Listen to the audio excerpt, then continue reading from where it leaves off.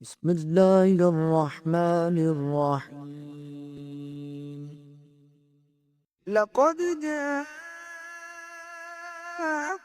رسول من أنفسكم عزيز عليه ما عنتم حريص عليكم بالمؤمنين رؤوف رحيم.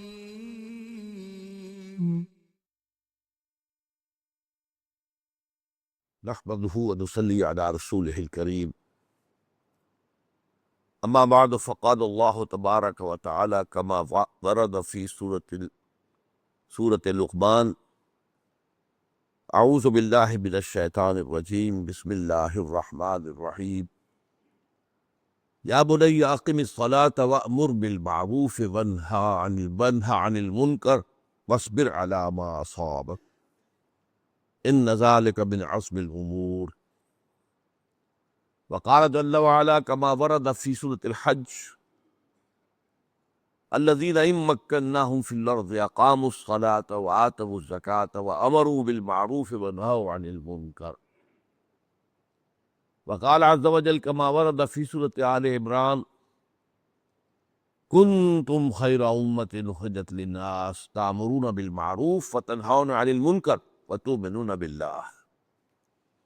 وقال عز وجل كما ورد في نفس السورة: وَلْتَكُن مِّنكُمْ أُمَّةٌ يَدْعُونَ إِلَى الْخَيْرِ وَيَأْمُرُونَ بِالْمَعْرُوفِ وَيَنْهَوْنَ عَنِ الْمُنكَرِ وَأُولَٰئِكَ هُمُ الْمُفْلِحُونَ. وقال عز وجل كما ورد في سورة المائدة: لولا ينهاهم الربانيون والأحبار عن قولهم الإثم وأكلهم السحت.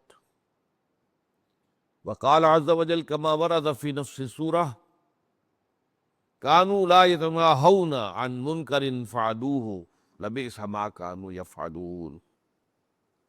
وقال عز وجل كما ورد في سورة الأعراف: أنجينا الذين ينهون عن السوء وأخذنا الذين ظلموا بعذاب بئيس بما كانوا يفسقون. وقال عز وجل كما ورد في سورة هود: فلولا كان من القرون من قبلهم أولو بقية ينهون عن الفساد في الأرض إلا قليلا ممن أنجينا منهم. صدق الله العظيم.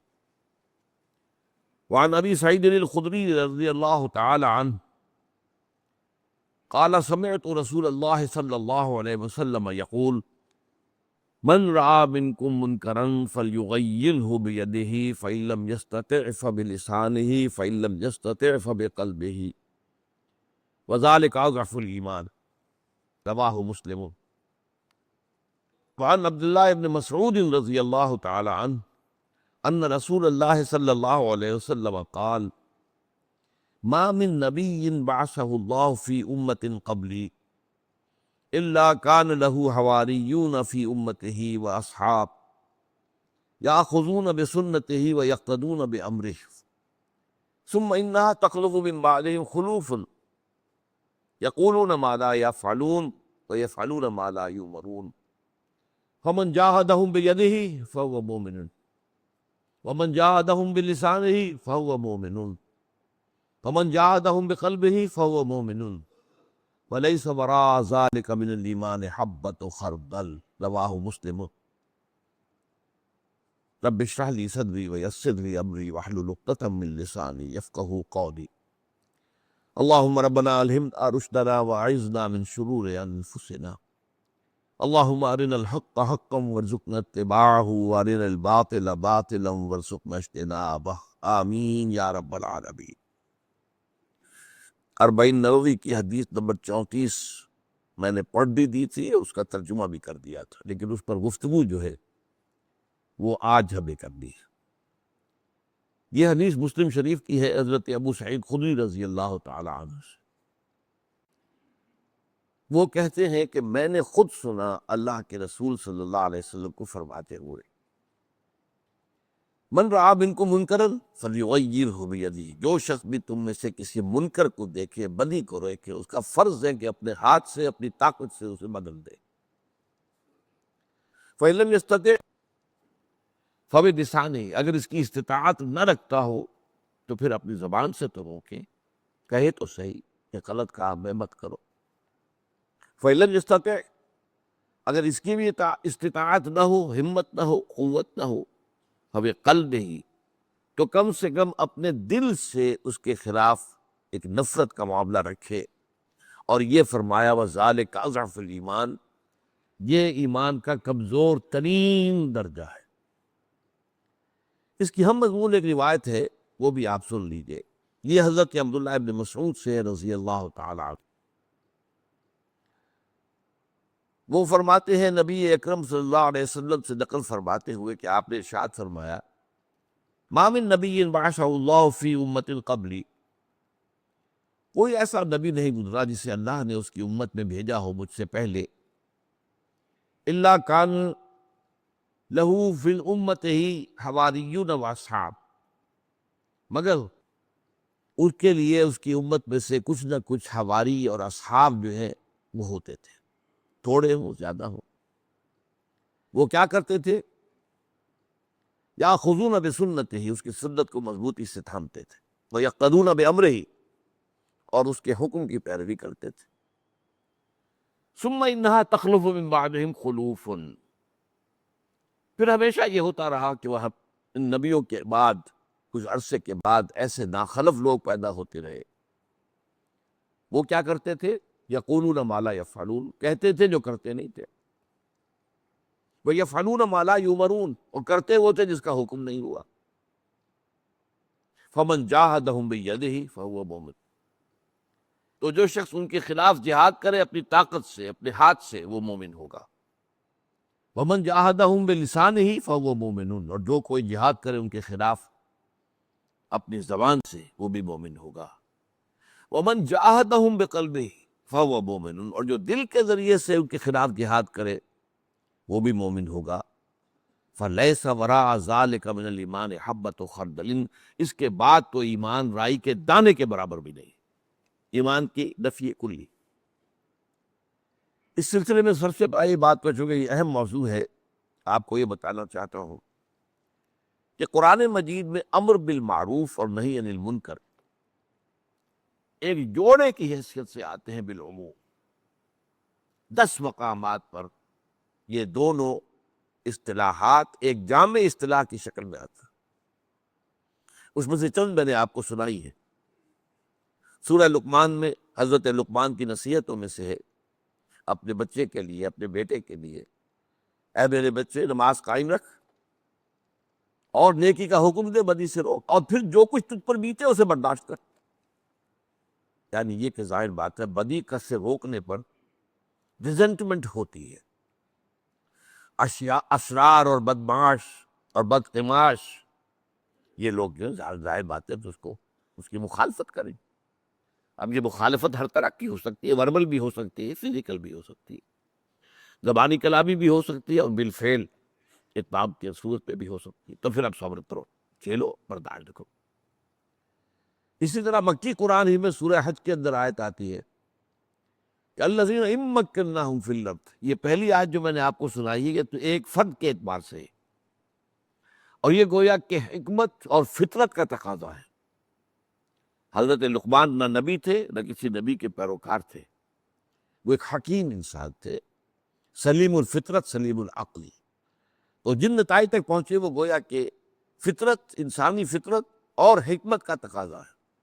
وہ تو ایک واحد کے شکل میں آ گیا جو اپنے بیٹے سے کہہ رہے تھے یا بنی اقم الصلاۃ وامر بالمعروف وانہی عن المنکر واصبر علی ما اصابک۔ اب اس کی ایک بلند ترین سطح ہو سکتی ہے، جو لوگ یہ کام کرنے والے ہیں اللہ اگر زمین میں اقتدار عطا فرما دے تو کیا کریں گے وہ؟ الذین ان مکناہم فی الارض اقاموا الصلاۃ وآتوا الزکاۃ وامروا بالمعروف ونہوا عن المنکر واولئک هم المفلحون۔ وہ لوگ کہ جنہیں ہم زمین میں اقتدار عطا کر دیں تو نمبر 1 وہ نماز کا نظام قائم کریں گے، نمبر 2 وہ زکوٰۃ کا نظام قائم کریں گے، نمبر 3 وہ بدی کو سے روکیں گے اور نیکی کا حکم دیں۔ اسی طرح میں نے سورہ آل عمران کی 2 آیات کے حوالے سے آپ کو بتایا کہ یہ امت مسلمہ کا فرض منصبی ہے۔ چنانچہ فرمایا گیا کنتم خیر امۃ اخرجت للناس تأمرون بالمعروف وتنہون عن المنکر وتؤمنون باللہ۔ اب تم وہ بہترین امت بن گئے ہو جس کا کام کیا ہے، جو نوع انسانی کے لیے نکالی گئی ہے، برپا کی گئی ہے، اٹھائی گئی ہے۔ تمہارا کام کیا ہے؟ تأمرون بالمعروف وتنہون عن المنکر وتؤمنون باللہ، نیکی کا حکم دو، بدی سے روکو، اور اللہ پر اپنے یقین کو پختہ رکھو، اس لیے کہ یقین ہی کہ وہ بدولت تمہارے اندر وہ قوت پیدا ہوگی کہ تم مخالفت کو برداشت کر سکو، کوئی تشدد ہو تو اسے جھیل سکو، کوئی زیادتی ہو تو اسے برداشت کر سکو۔ پھر اسی صورت میں ایک شکل ایسی بیان فرما دی، فرض کیجئے کہ امت بھول گئی اپنے اس فرض منصبی کو، یہ تو امت کا، پوری امت کا فرض منصبی ہے، پوری نوع انسانی کے اوپر اس کو اٹھایا گیا ہے، اور اس کا کام ہے پوری نوع انسانی کے لیے یہ کام کرنا، نیکی کا حکم دینا، بدی سے روکنا۔ گویا کہ خدائی فوجدار کی حیثیت دی گئی ہے اس امت کو کہ وہ پوری نوع انسانی کو نیکی کا حکم دے، بدی سے روکے۔ لیکن اگر فرض کیجئے امت بھول گئی اپنے اس فرض منصبی کو، سو گئی، تو کیا کریں؟ تو کچھ لوگ تو اٹھے، بیدار ہوں، جیسے حکیم سعید مرحوم کا جو ادارہ ہے اس نے ایک سلوگن اختیار کیا تھا، جاگو اور جگاؤ۔ بچوں کے لیے ایک رسالہ تھا ان کا، اس کے لیے یہ بڑا اچھا سلوگن، جاگو اور جگاؤ۔ تو جو جاگ جائیں وہ دوسروں کو جگائیں، جو اس امت میں سے جاگ گئے اور انہیں یاد آ گیا کہ ہمارا کام تو یہ تھا، وہ اب جمع ہو کر ایک امت بن جائے۔ یعنی ایک امت تو بڑی امت ہے جو سوئی ہوئی ہے تو امت وہ بھی، نام لیوا تو محمد کے ہے صلی اللہ علیہ وسلم، کلمہ تو پڑھتے ہیں انہی کا، تو امت تو ہے، سوئی ہوئی ہے۔ اس سوئی ہوئی امت میں سے کچھ لوگ جاگے لازماً، اور وہ دوسروں کو جگا کر اور پھر مل جل کر ایک امت بنے۔ اس کو آپ کہیں گے، انگریزی میں ہم کہتے ہیں پارٹی ود ان پارٹی، ایک اور لفظ استعمال ہوتا ہے اسٹیٹ ود ان اسٹیٹ، ایک ریاست کے اندر ایک ریاست، یا ایک جماعت کے اندر ایک جماعت۔ کبھی کہتے تھے فارورڈ بلاک ہے، جیسے کانگریس کا تھا، فارورڈ بلاک تھا کانگریس میں، لیکن فارورڈ بلاک تھا، سبھاش چندر بوس اس کا لیڈر تھا، وہ فارورڈ بلاک ہے نا، تھا کانگریس کے اندر۔ تو ایک تو بڑی امت مسلمہ ہے جس کا فرض منصبی یہ تھا، اسے کرنا ہی یہ تھا، جینا ہی اس لیے تھا، مرنا ہی اس لیے تھا۔ لیکن اگر وہ امت مسلمہ بھول جائے تو ان میں سے جنہیں ہوش آ جائے وہ دوسروں کو بھی جگائے، اور جو جاگ جائے وہ مل کر ایک امت بنے۔ وَلْتَكُن مِّنكُمْ أُمَّةٌ يَدْعُونَ إِلَى الْخَيْرِ وَيَأْمُرُونَ بِالْمَعْرُوفِ وَيَنْهَوْنَ عَنِ الْمُنكَرِ وَأُولَٰئِكَ هُمُ الْمُفْلِحُونَ۔ تم سے ایک ایسی امت وجود میں آنی چاہیے، یا تمہارے اندر سے کم ایسی ایک امت تو قائم رہنی چاہیے جو نیکی کا حکم دے اور بدی سے روکے اور خیر کی طرف دعوت دے، اور وہی لوگ ہوں گے جو اللہ تعالیٰ کے ہاں کامیاب ہونے والے ہیں۔ یہ سوئی ہوئی امت سے کامیابی کا وعدہ نہیں ہے۔ اولئک هم المفلحون، ان سوئے ہوئے میں سے جو جاگ جائیں، اپنے فرض منصبی کو پہچانیں اور اس کے لیے تن من دھن لگائیں، اولئک هم المفلحون، صرف وہی لوگ ہیں جو فلاح پانے والے۔ اب جیسا کہ میں نے عرض کیا کہ یہ جو دو اصطلاحیں ہیں، امر بالمعروف نہی عن المنکر، 10 مرتبہ قرآن میں آئی، اور میں نے اپنی ایک کتاب ہے میری امت مسلمہ کے لیے صحیح نکاتی لایہ عمل، جو آخری آیت میں نے آپ کو سنائی ہے، اس کی شرح پر مشتمل ہے پوری کتاب۔ اس کے علاوہ یہ کہ احادیث میں بے شمار ہیں، بے شمار احادیث جن میں آپ کو معلوم ہے کہ امر بالمعروف نہی عن المنکر ایک جامع اصطلاح کے طور پر آتا ہے۔ میں اس میں سے ایک حدیث آپ کو سناتا ہوں۔ حضرت حذیفہ سے روایت ہے، حذیفہ رضی اللہ تعالی عنہ عن النبی صلی اللہ علیہ وسلم قال والذی نفسی بیدہ، حضرت حذیفہ روایت کرتے ہیں حضور سے کہ آپ نے فرمایا، خدا کی قسم، قسم اس ذات کی جس کے ہاتھ میں میری جان ہے، لَتَأْمُرُنَّ بِالْمَعْرُوفِ وَلَتَنْهَوُنَّ عَنِ الْمُنكَرِ، اے مسلمانوں تم لازماً نیکی کا حکم دو گے اور بدی سے روکو گے۔ اگر ایسا نہیں کرو گے، اَوْ لَيُوشِكَنَّ اللَّهُ أَن يَبْعَثَ عَلَيْكُمْ عِقَابًا، ورنہ اندیشہ ہے اللہ تعالیٰ تم پر ایسا عذاب بھیجے گا، ثُمَّ تَدْعُونَهُ فَلَا يُسْتَجَابُ لَكُمْ، کہ پھر دعائیں مانگو گے، گڑ گڑاؤ گے، لیکن اللہ تمہاری دعا قبول نہیں کرے۔ یہ ترمذی شریف کی روایت ہے، اور اس کو امام ترمذی نے حدیث حسن قرار دیا۔ تو یہ تو میں نے آپ کے سامنے رکھا کہ بحیثیت مجموعی یہ دونوں گویا کہ ایک گاڑی کے دو پہیے ہیں، دو پہیوں پہ گاڑی چلتی ہے، ورنہ ایک پہ تو گھومتی رہے گی۔ تو دو پہیے کیا ہیں؟ نیکی کا حکم، بدی سے روک، اور 10 مرتبہ ہے جن میں سے میں نے آپ کے سامنے جو ہے 4 جو مقامات ہیں قرآن کی وہ بیان کیے، بہت سے حدیث میں آیا، ان میں سے ایک حدیث بیان کی۔ اب ان میں سے زیادہ اہمیت نہی عن المنکر کی ہے۔ ہمارے ہاں ایک بہت بڑا طبقہ ہے، ان کو یہ مغالطہ ہوا ہے کہ یہ نہی عن المنکر کی ضرورت نہیں ہے، بس اگر دعوت خیر دیتے رہو، نیکی کا حکم دیتے رہو، جب نیکی پھیلے گی منکر خود ہٹ جائے گا۔ روشنی آتی ہے تو اجالا ہو جاتا ہے اور اندھیرا خود بھاگ جاتا ہے۔ یہ بہت بڑی بہت غلطی ہے۔ اگر صرف وہی کافی ہوتا تو 10 جگہ پر یہ دونوں باتیں کیوں آتی؟ قرآن مجید کوئی لفاظی پر مشتمل نہیں ہے، کوئی شاعری نہیں ہے، اس میں مبالغہ آمیزی نہیں ہے، اس پہ جو حرف جو لفظ آیا ہے وہ اٹل ہے، وہ لازم ہے۔ تو در حقیقت یہ دونوں چیزیں لازم ہیں، لیکن ان میں سے اگر علیحدہ کر کے دیکھیں گے تو از روئے قرآن و حدیث نہی عن المنکر اہم تر ہے۔ اب اس کے لیے ایک تو یہ حدیث ہم نے آپ کے سامنے جو آج ہم پڑھ رہے ہیں، اس میں صرف نہی عن المنکر کا ذکر ہے، امر بالمعروف کا تو ہے ہی نہیں۔ اور یہ دونوں روایتیں جو میں نے آپ کو سنائی مسلم شریف کی ہے، صحیحین میں سے احد من الصحیحین، صحیحین میں سے ایک مسلم شریف ہے، صحیح مسلم۔ تم میں سے جو شخص بھی بدی کو دیکھے اس کا فرض ہے کہ قوت سے اسے رو۔ اگر آپ کو قوت حاصل ہے تبھی تو قوت استعمال ہوگی نا۔ عام حالات میں ہم کہہ سکتے ہیں کہ جہاں بھی آپ کو قوت حاصل ہے وہاں یہ کام کرنا آپ کے لیے لازم ہو جائے۔ آپ اپنے گھر کے سربراہ ہیں، ہیڈ آف فیملی ہیں، اپنی فیملی کے اندر تو یہ لازم ہوگا آپ کے لیے، نہیں کرتے تو مجرم ہے۔ البتہ آپ پر ظاہر بات ہے دوسروں پر آ کر زور تو نہیں چل سکتا۔ آپ کا بچہ نماز نہیں پڑھتا ہے جبکہ اس پر نماز فرض ہو چکی ہو تو آپ اسے مار سکتے، سزا دے سکتے، کسی دوسرے بچے کو تو نہیں مار سکتے۔ لیکن اس معاملے میں پھر یہ ہے کہ پھر جب یہ امت جد و جہد کر کے قوت حاصل کرے گی تو پھر نہیں عن المنکر پر زور ہوگا حاصل۔ تو من رعا منکم منکرا فلیغیرہ بیدہ، طاقت سے، ہاتھ سے۔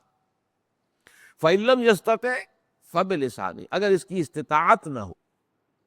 اب یہ عدم استطاعت کے 2 پہلو ہو سکتے ہیں۔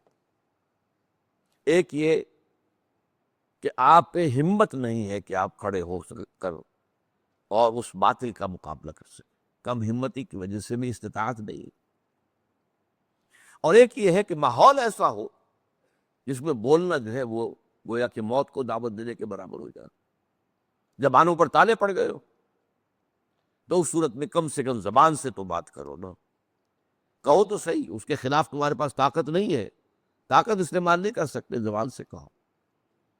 اس لیے فرمایا کہ افضل الجہاد کلمۃ حق عند سلطان جائر، سب سے اونچا جہاد یہ ہے کہ ایک ظالم اور جو بھی مستبد حکمران ہے اس کے سامنے حق کی بات کہی جائے۔ اندیشہ ہوگا کہ وہ حاکم گردن اڑوا دے بات، لیکن نہیں، حق کی بات کرنی۔ فإن لم یستطع، اگر اس کی بھی ہمت نہیں ہے اور یا اس کی بھی طاقت نہیں ہے۔ طاقت ہونا یہ بھی ہو سکتا ہے کہ وہ شخص گونگا ہی ہو، وہ بول ہی نہیں سکتا، اس میں یہ بھی صلاحیت نہیں ہے کہ لکھ کر بات کر سکے، یا پھر یہ ہے کہ ہمت نہیں ہے کہ مقابلہ کر سکے۔ وَاصْبِرْ عَلَىٰ مَا أَصَابَكَ جو میں نے عرض کیا سورہ لقمان کے حوالے سے، یا بنی اقم الصلاۃ وامر بالمعروف ونہی عن المنکر واصبر علی ما اصابک، پھر جو آئے اس کو جھیلو، برداشت کرو۔ پھر سیرت و کردار کا کریکٹر کا تقاضا یہ ہے کہ اب بیٹھ نہ جائے آدمی، پیٹھ نہ دکھائے، برداشت کرے۔ تو اس صورت میں فرمایا فبقلبہ، دل سے۔ اب دل سے کیا مطلب ہوگا بدلنے کا؟ آپ کے دل کے اندر ہے تو آپ کسی اور کو بدل تو نہیں سکتے دل کی وجہ سے، لیکن یہ دل کے اندر نفرت کا ہونا ایک تو آپ کو کم سے کم بچا لے گا، آپ اس ماحول کے رنگ میں نہیں لگے جائیں گے، آپ اور آپ کے اہل و عیال بچ جائیں گے، وہاں تو آپ کہہ ہی سکتے ہیں نا، یہ تو کم سے کم فائدہ ہے۔ لیکن یہ ہے کہ بہرحال اس کو کہا گیا یہ ایمان کی علامت ہے، لیکن یہ کمزور ترین ایمان ہے۔ اب کمزور ترین کے ایمان کے بعد تو باقی نتیجہ یہی ہے، اس کے بعد ایمان نہیں ہے۔ یعنی آپ بدی کو دیکھیں اور آپ کو رنج اور افسوس بھی نہ ہو، آپ کے احساسات پر جوں بھی نہ ریکے، آپ کو کوئی صدمہ بھی نہ ہو۔ ٹھیک ہے، جیسا کہ میں مثال دیا کرتا ہوں، اگر آپ کا بچہ بیمار ہے، شدید بیمار ہے، آپ نے علاج کرایا، ڈاکٹری علاج کرا لیا، حکیمی کرا لیا، آپ نے اور ٹونے ٹوٹکے بھی برت لیے، کوئی جادو کا علاج بھی کروا لیا، ہومیوپیتھی بھی کرا لیا، نہیں شفا ہو رہی، اب آپ کچھ نہیں کر سکتے۔ لیکن کیا وہ بچہ اگر درد میں تڑپ رہا ہوگا تو آپ سو جائیں گے آرام سے؟ یہ تو نہیں ہوگا۔ تو اگر آپ بدی کو نہیں روک سکے قوت کے ساتھ، یا بدی کے خلاف زبان سے بھی جہاد نہیں کر سکے، تو کم سے کم دل سے تو نفرت کیجیے۔ جیسے کہ بچے کو دیکھ کر جو ہے آدمی کو جو رنج ہوتا ہے، غم ہوتا ہے، افسوس ہوتا ہے، صدمہ ہوتا ہے، کم سے کم وہ تو ہو۔ اس زمن میں ایک حدیث اور بھی آپ کو سنا دوں گا، لیکن یہ کہ اس کے ساتھ ہی جو میں نے حدیث آپ کو پہلے سنا دی ہے، یہ عبداللہ ابن مسعود سے ہے رضی اللہ تعالیٰ عنہ، اور یہ بھی مسلم شریف کی روایت ہے۔ اس میں بات کھل کر امت کے لیے آ جاتی ہے، امت مسلمہ کے لیے۔ حضور ارشاد فرماتے ہیں ما من نبی بعثہ اللہ فی امت قبلی، کوئی ایسا نبی نہیں گزرا جسے اللہ نے مجھ سے پہلے کسی امت میں اسے مبعوث کیا ہو، الا کان لہ من امتہ حواریون و اصحاب، مگر یہ کہ لازماً اس کی امت میں سے کچھ نہ کچھ اصحاب اور کچھ نہ کچھ حواری نکل آتے تھے، تھوڑے ہو زیادہ ہو۔ حضرت عیسیٰ 12 صحابی تھے، 12 حواری تھے۔ حواری کا لفظ خاص طور پر ان کے لیے قرآن میں استعمال ہوا، قال الحواریون نحن انصار اللہ۔ حضور کے ساتھیوں کے لیے صحابہ کا لفظ آیا ہے، لیکن یہ کہ یہاں پر دونوں الفاظ آ گئے، فکان لہ من امتہ حواریون و اصحاب۔ اب یہ کیا کرتے تھے؟ یہ بلاغت اور فصاحت کی بہت اونچی مثال ہے۔ دو باتیں، یاخذون بسنتہ، اپنے نبی کی سنت کو مضبوطی سے تھامتے تھے، جیسے ہم حدیث پڑھ چکے ہیں، عضوا علیہا بالنواجذ، مضبوطی کے ساتھ تھامو، تاکوں کی کچلیوں کے ساتھ پکڑو، ویقتدون بامرہ، اور اپنے نبی کے حکم کی عمل پیرا ہوتے تھے، پیروی کرتے تھے۔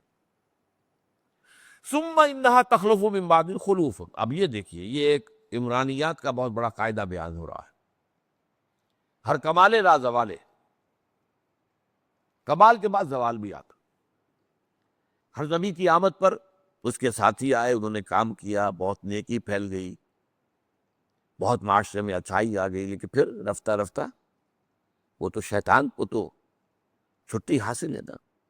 شیطان ہو، لعین، اس کی ضروریت ہو جنات میں سے جو غیر مرئی ہے، نظر نہیں آتے، یا اس کے جو ایجنٹ ہیں انسانوں میں سے، وہ تو چلے گی، پھر زوال تو آتا ہی ہے نا۔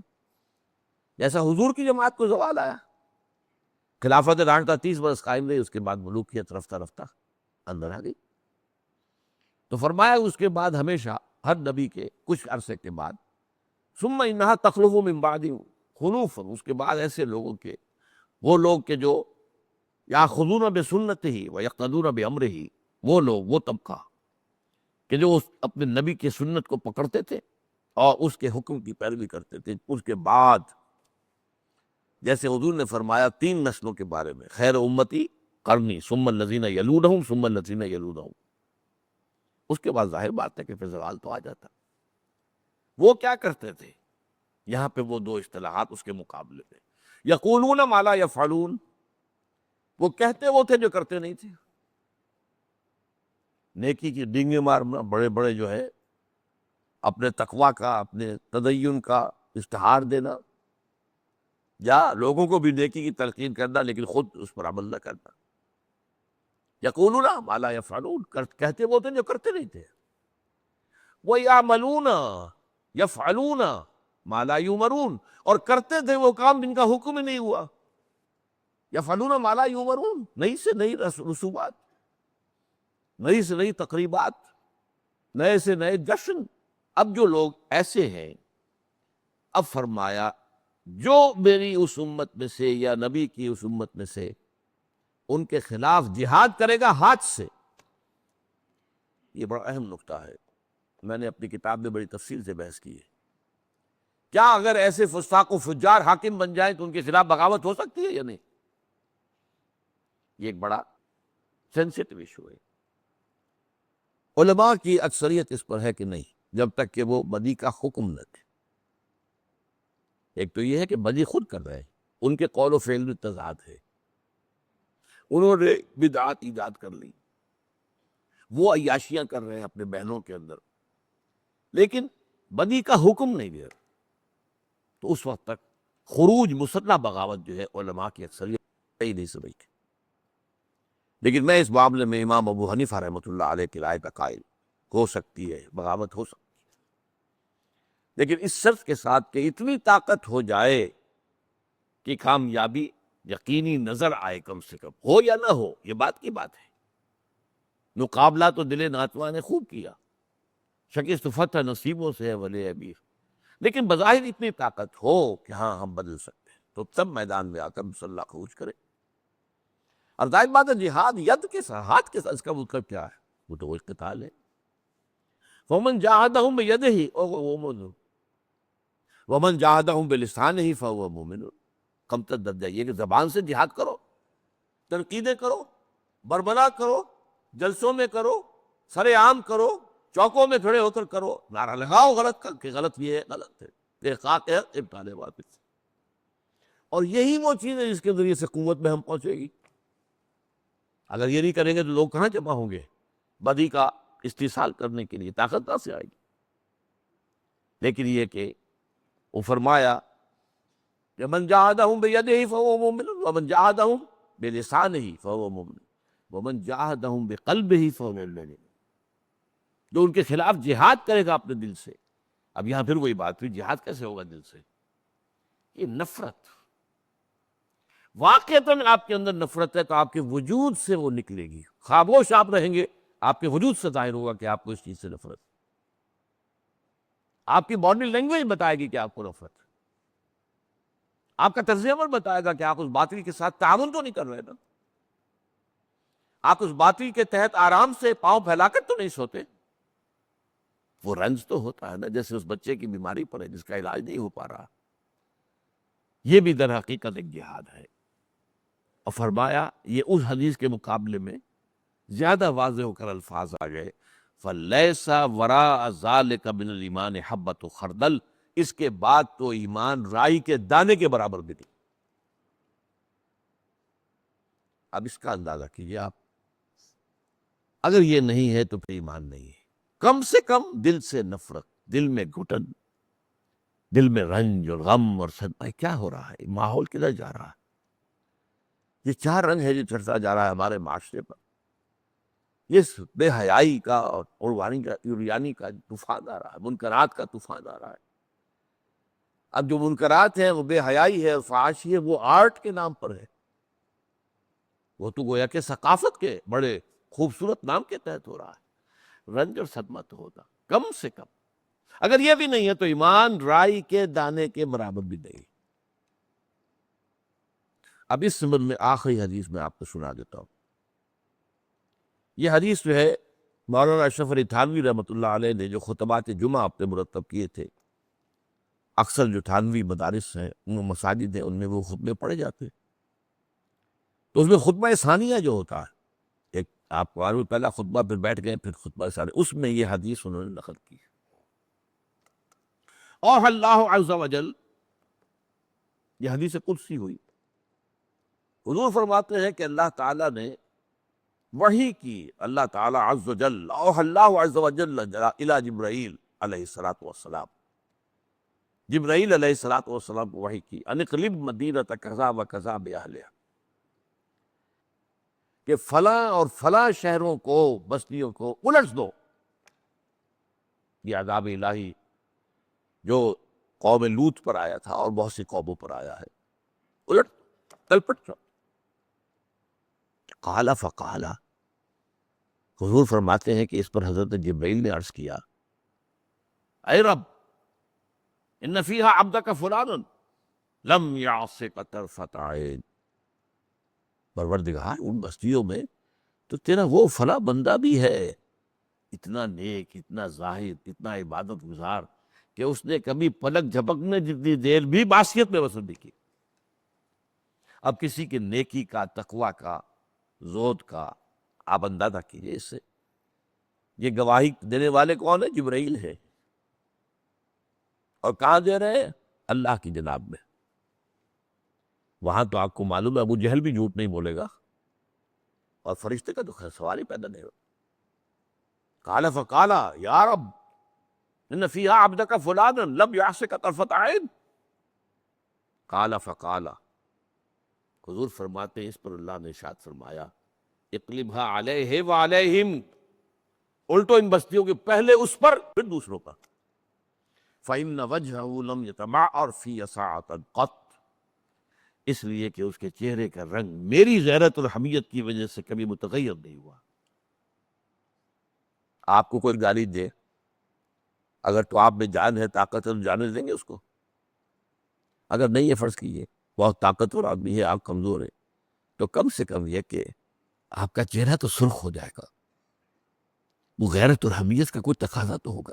چلیے کچھ بھی کر سکتے آپ، لیکن آپ کا چہرہ تو سرخ ہو جائے گا.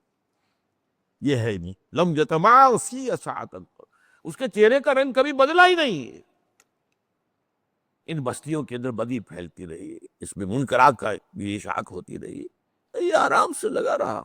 مست رکھو ذکر و فکر صبح گاہی میں اسے، اور پختہ تر کر دو مزاج خانقاہی میں اسے. کیا ہو رہا ہے معاشرے میں کیا پتہ. وہ تو یا تو اپنے خانقاہ میں بیٹھا ہوا ہے، وہ اگر آ گیا تو اسے کلمہ خیر کو سنا دیا، ورنہ نہیں. اللہ اللہ خیر سمجھے.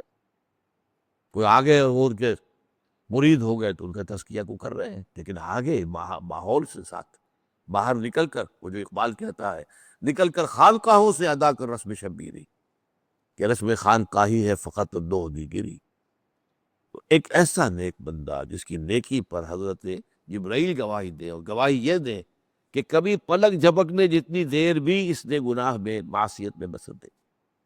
قال فقال اقلبھا علیہ وعلیہم فإن وجهه لم يتمع في ساعة قط. اب میں تیسری بات آپ سے عرض کر رہا ہوں. کسی معاشرے میں اگر کوئی بدی جڑ پکڑ جائے اور اتنی پھیل جائے کہ پھر وہ معاشرہ عذاب الہی کا مستحق ہو جائے، تو اس صورت میں جو عذاب آتا ہے قرآن مجید کے دو مقامات سے ثابت ہوتا ہے کہ اس سے صرف وہ لوگ مستثنیٰ ہوتے ہیں جو بدی کے خلاف کہتے رہیں، حکم دیتے رہیں، اپنی سی کوشش کرتے رہیں، بدی سے روکتے رہیں. اس کی دو مثالیں میں آپ کے سامنے پیش کر رہا ہوں. سورہ اعراف میں واقع مذکور ہے بنی اسرائیل کے خاص قبیلے کا. وہ آباد تھا ساحل سمندر کے ساتھ ساتھ، اور ان کا جو تھا ذریعہ معاش ماہی گیری، مچھلی پکڑنا، کھانا اور بیچنا بھی. اب مچھلیوں کو، اب چونکہ یہودیوں کے ہاں یوم السبت جو ہے، حالانکہ اصل میں تو تھا ان کے یوم جمعہ، انہوں نے خود اپنی شرارت لفظ سے اس کو یوم سبت کرا دیا. اللہ نے کہا ٹھیک ہے پھر تو اسی پہ جاؤ. یوم سبت میں ہفتے کے دن کوئی کاروبار دنیاوی مکمل پورے دن حرام مطلق ہے. اس قدر سخت حکم ہے. ہمارے ہاں یہ حکم ہے صرف جمعے کی اذان سے لے کر جمعے کی نماز کی ادائیگی تک. اذا نودی للصلاۃ من یوم الجمعہ فاسعوا الی ذکر اللہ وذروا البیع ذلکم خیر لکم ان کنتم تعلمون فاذا قضیت الصلاۃ فانتشروا فی الارض وابتغوا من فضل اللہ. جب اذان آ گئی ہر کاروبار چھوڑ دو، حرام. اور جماعت سے فارغ ہو گئے، اب پھر آپ اجازت جاؤ. تو اس قدر آسان کیا ہے شریعت محمد. یہی حکم پھیلا لیجئے، یہ 24 گھنٹوں پر مشتمل تھا. جمعے کی غروب شمس سے شروع ہو گیا، کوئی کاروبار حرام ہے، کوئی دنیا کا کاروبار، اور اگلے غروب تک چلے گا یہ یوم السبت. اب وہاں کیا ہوا کہ وہ مچھلیاں جو ہوتی، اللہ نے جانوروں کو بھی تو شعور دیا ہے، انہیں اندازہ ہو گیا کہ ہفتے کا ایک دن ایسا ہوتا ہے جس میں ہمیں کوئی پکڑتا ہی نہیں، باقی 6 دن تو ہماری جان پر بنی ہوتی ہے، جال لگے ہوتے ہیں، پکڑ رہے ہوتے ہیں، کانٹے ڈال رکھے ہیں.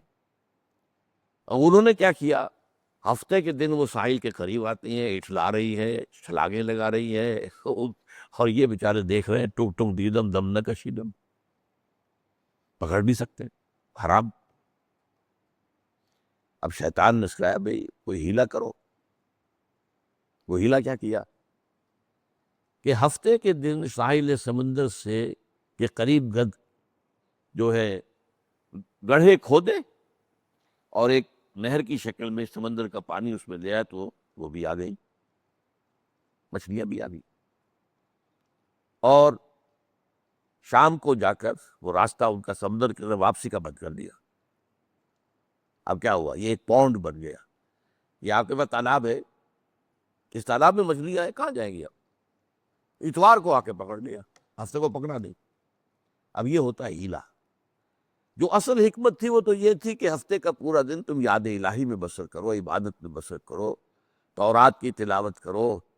اس لیے تھا کہ کاروبار نہ کرو اور یہ کام کرو۔ وہ کیا تو تم نے نہیں وہ کام، ٹھیک ہے تم نے مچھلی نہیں پکڑی، لیکن سارا دن لگے تو رہے ہو نا گڑھے کھودنے میں اور مچھلیوں کو ادھر لانے میں، اور یہاں پر پھر اس کے بعد اس کا وہ بند کرنے میں۔ تو اس پر یہ ہے کہ قوم 3 حصوں میں تقسیم ہوئی۔ ایک تو وہ لوگ تھے کہ جو دھڑلے سے ہی کام کر رہے تھے،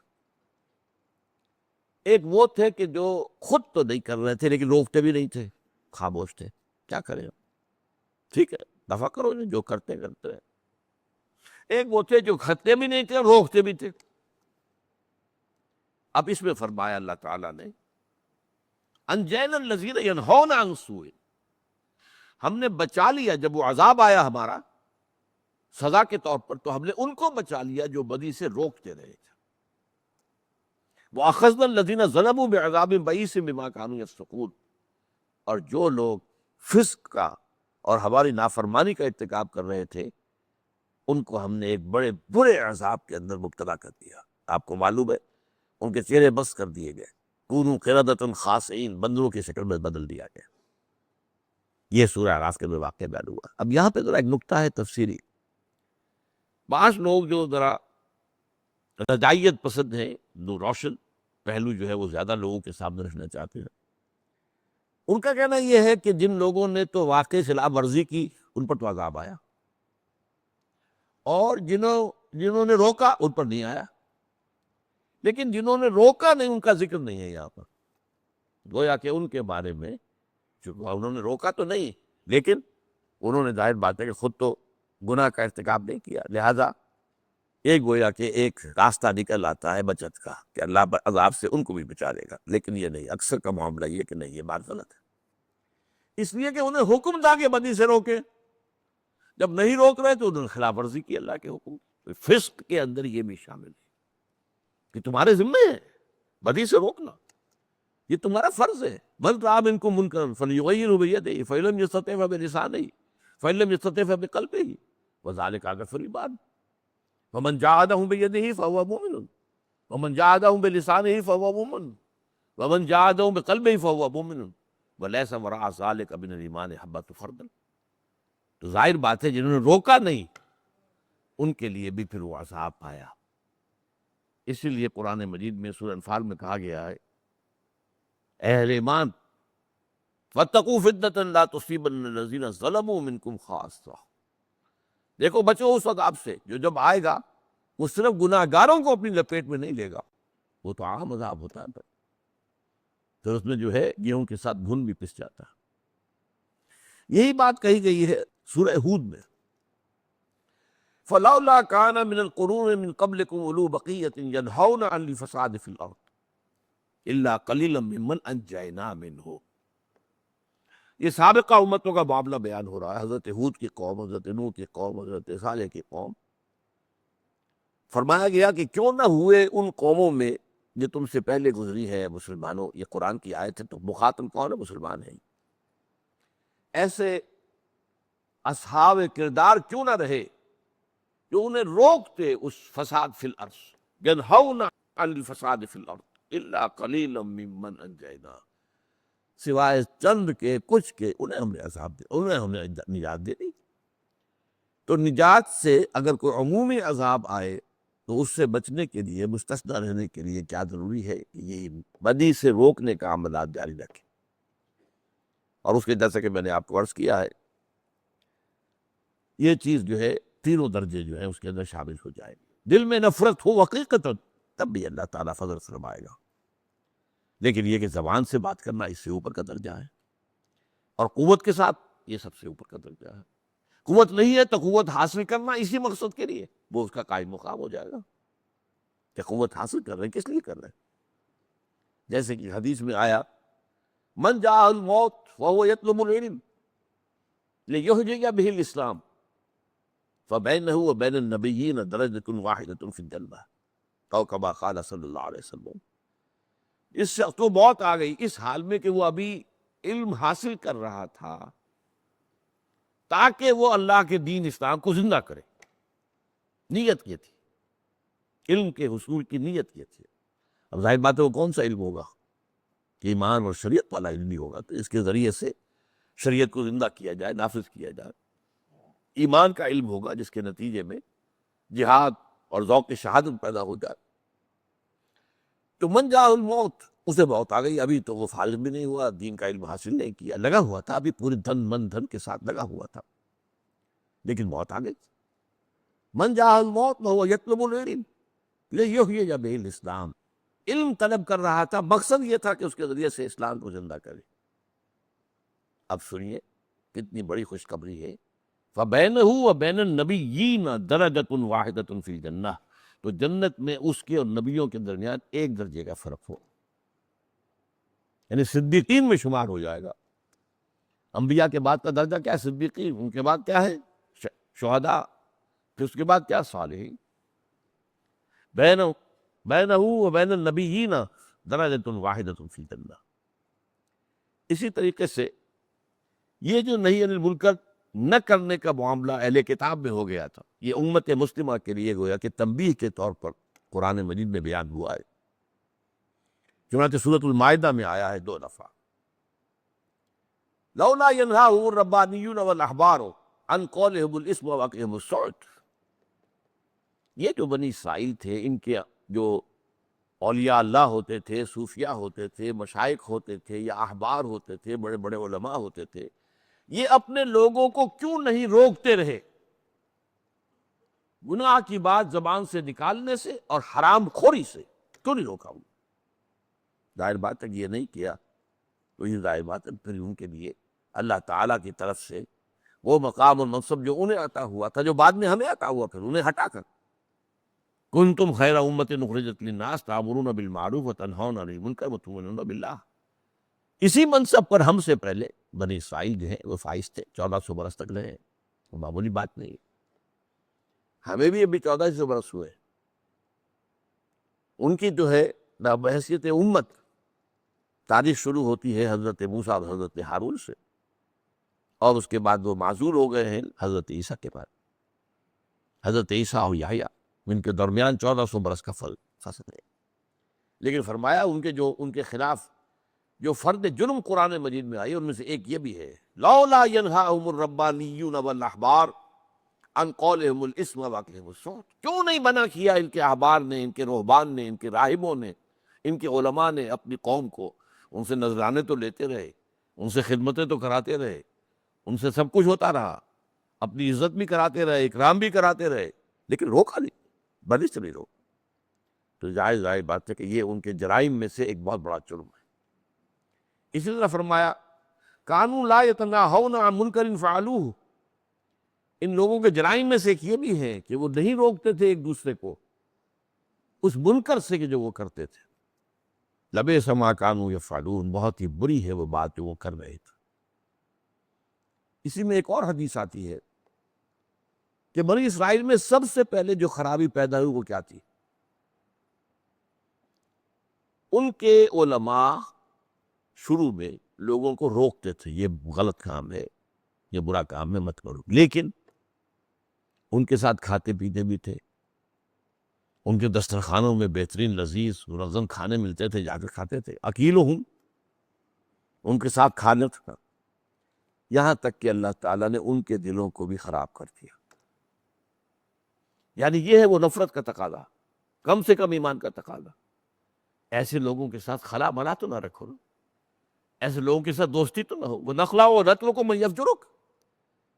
آپ ہر رات کو یہ اللہ تعالیٰ سے کہتے ہیں، دعویٰ کرتے ہیں، بہت بڑا دعویٰ، اے اللہ جو بھی تیرے بات کی نافرمانی کرے ہم اس سے ترک تعلق کرتے ہیں، نخلاؤ، خلا، ہم علیحدہ ہو جاتے ہیں ان سے، وہ نترکو، ترک کر دیتے ہیں۔